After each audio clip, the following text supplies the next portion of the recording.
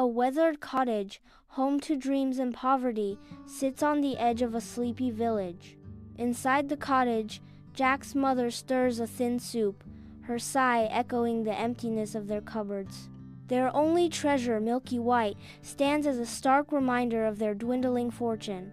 Rain drums softly against the cottage windows, each drop marking time in the quiet room. I recount my dream of scaling a ladder made of stars, stardust clinging to my fingertips. Mother says, "Dreams are nice, Jack, but we can't eat dreams." She looks at Milky White, and the hard truth presses against her heart. As dawn breaks, Jack guides Milky White down the muddy path, hope mixing with the morning mist. Milky White moves softly, sensing a change as Jack pats her side reassuringly. Jack murmurs his simple dreams.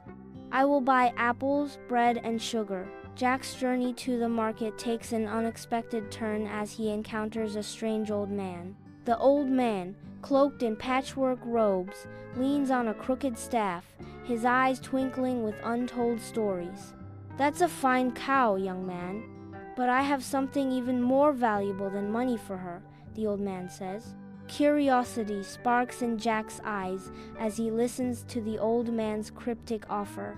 The old man's weathered hand emerges from a worn leather pouch, clutching 5 small beans. Each bean catches the morning sun, glimmering with otherworldly promise. "Magic beans," he whispers, holding them out. "Plant them tonight, and by dawn your life will change forever." Desperation flickers in Jack's eyes as he looks at the beans. The ground trembles as magic stirs. The air vibrates with a low guttural hum. Before Jack's cottage, a monstrous beanstalk erupts, twisting into the night sky, its leaves unfurling like vast, dark cloaks. Illuminated by moonlight, the stalk thickens, becoming a colossal tree trunk that pierces the heavens. Jack awakens as the morning light bathes his face. He gasps, beholding the towering beanstalk that pierces the sky. His mother stands nearby, speechless, her eyes wide with disbelief. With determination burning in his heart, Jack grabs a satchel and declares, "I have to see where it goes." Jack begins his ascent, gripping the thick vines of the beanstalk. Higher and higher, birds fly past him as the air grows cooler. After hours of struggle, he breaks through the clouds and enters a new world. Bathed in golden light, Jack stands on a meadow where flowers tower above him and silver-leaved trees shimmer. Jack looks to the distance and sees a towering castle with ivory walls and turrets piercing the sky. Enormous footprints, each the size of a pond, mark the ground. Unaware, Jack steps forward in awe as a massive shadow looms behind him. The castle gate looms, larger than any door ever imagined. A crack of light emerges as the gate creaks open, revealing a woman's face, tired yet kind. "You shouldn't be here. If my husband finds you, hell eat you." The giantess, defying her own warnings, welcomes Jack into her colossal home. She offers him bread and milk, a gesture of unexpected compassion. She reveals her husband's dark secret.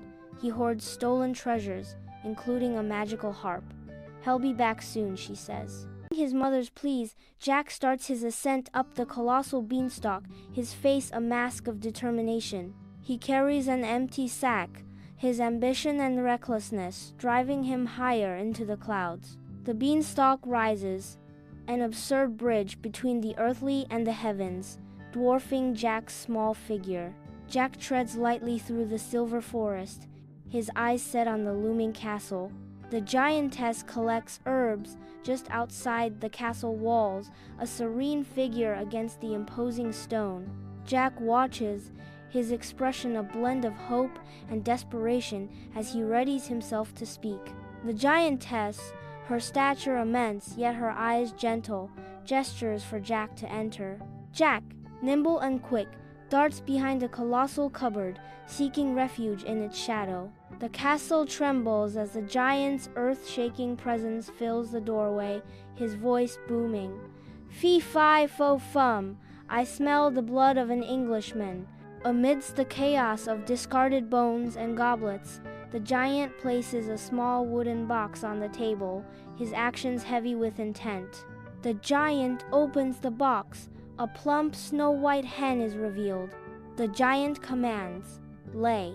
A golden egg appears, shimmering under the dim light. Jack watches, his eyes burning with avarice. The giant sleeps soundly, his snores shaking the castle. I tiptoe towards the hen, gently scooping it up into my arms. With the hen safely in my arms, I silently flee down the hall and out of the castle gates. The fresh air outside is a welcome relief after the tense escape. Midway across the serene meadow, the hen's sudden squawk shatters the calm. The earth trembles as the castle doors explode, revealing the giant's furious visage. "Thief!" he bellows, his massive form shaking the ground as he charges. I sprint, the hen clutched tight as the clouds part, revealing the towering beanstalk. Jack clings desperately to the beanstalk, descending at breakneck speed. The giant's earth-shaking roar echoes from above. "You can't hide from me, boy. Bring me the axe!" Jack yells, his voice a desperate plea carried on the wind.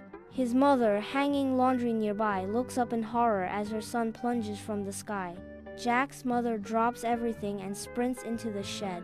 She emerges, hefting a heavy axe.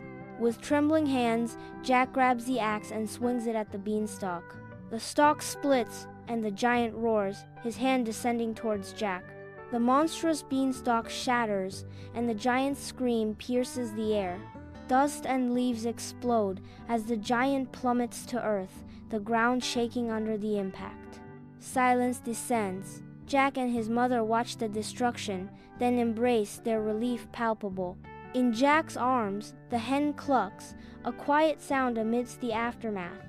Jack prepares for a perilous ascent, the weight of anticipation heavy in his heart. With grim determination, Jack resolves, one last time. As dawn breaks, the colossal vine ascends, piercing the heavens. Jack arrives in the sky realm. The castle stands in ruins, its walls cracked and crumbling. Vines creep up the stones, and shattered windows offer glimpses into the castle's desolation. A distant, sorrowful harp guides Jack forward. Within the decaying throne room, Jack discovers the golden harp, its strings shimmering with ancient runes.